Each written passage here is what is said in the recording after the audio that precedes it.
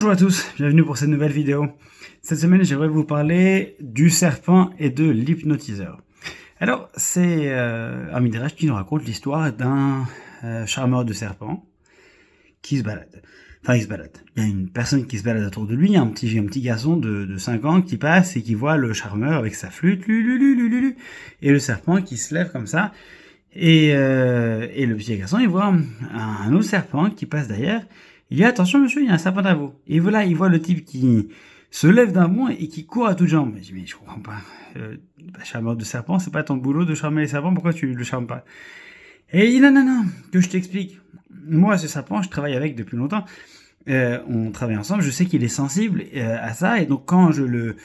c'est comme s'il était dompté, si tu veux, il entend ça, et il voit le mouvement de la flûte, et il connaît, et il suit, etc. Mais ça ne marche pas avec tous les sapins, il faudrait vraiment un travail de longue haleine, et que le serpent veuille être réceptif.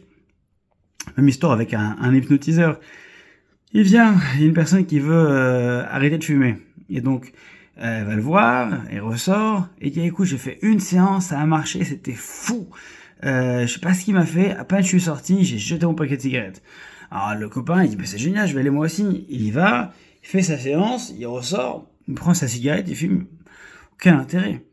Et en fait, dans la paracha de cette semaine, Moshe Rabbeinu dit au Bnei Israël, elle dit, ah là, si seulement vous aviez un cœur pour comprendre les choses. Il dit, mais on a un cœur.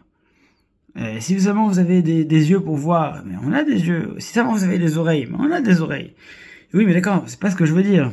Il dit en fait, avec tout ce que vous avez vu en sortant d'Égypte, avec tout ce que vous avez entendu, en entendant les voix qui s'adressaient à vous, je suis étonné de ton Dieu, etc. Tout ce qui s'est passé, Dieu dit, ah là, si seulement vous aviez ce cœur-là. Et les Israël, ils disent, bah, si t'es vraiment pas content de ce qu'on fait, t'as qu'à nous forcer à croire en toi. Et Dieu lui a dit, non, je vous ai pas donné un cœur pour être forcé de voir des choses, d'entendre des choses, de comprendre des choses. Le cœur, il est là aussi pour croire à des choses, pour faire confiance. Et donc, tant que on n'accorde pas sa confiance, eh bien, on ne peut pas ni croire en Dieu, ni croire en l'homme. On doit passer par cet état, cette phase où on doit pouvoir faire confiance à quelqu'un.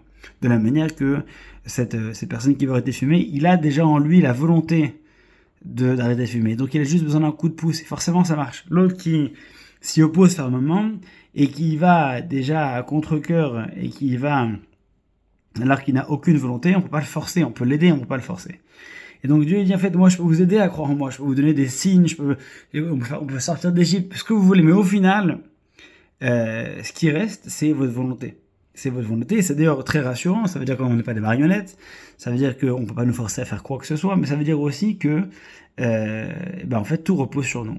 Et que le système de justice a une raison de fonctionner. Si on nous imposait de manière transcendantale de devoir faire quelque chose contre notre gré, la notion même de rétribution, par exemple, serait complètement inadéquate. Eh bien, c'est cela dont il est question quand Moshe Rabbeinu dit au peuple d'Israël, mais jusqu'à aujourd'hui, Dieu ne vous avait pas donné un cœur pour comprendre, des yeux pour voir et des oreilles pour entendre. On ne peut pas nous forcer, il n'y a pas plus aveugle que celui qui ne veut pas voir, pas plus sourd que celui qui ne veut pas entendre.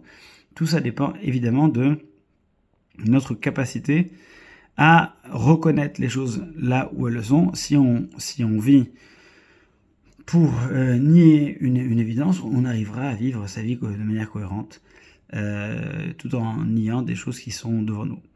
Shabbat Shalom, et faisons en sorte d'ouvrir les yeux. À bientôt.